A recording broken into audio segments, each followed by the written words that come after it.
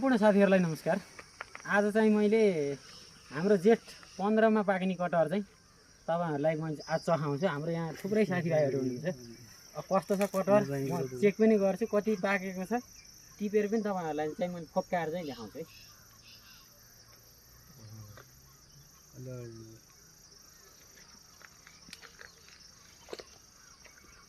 हो एउटा छाम्दै जानु त्यही पाकेको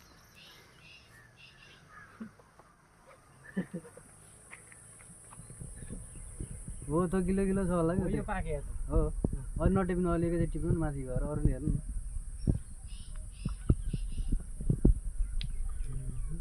हो। यो भुसु नयाँसँग बढी लाएर चाहिँ यो पनि पाकेको छ गिलेट गिलेट सोर फेरि हाल्यो नि झ्याट झ्याट गरेको छ।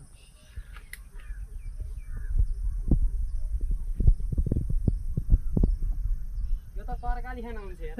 हो र तरकारी त होइन पाकेको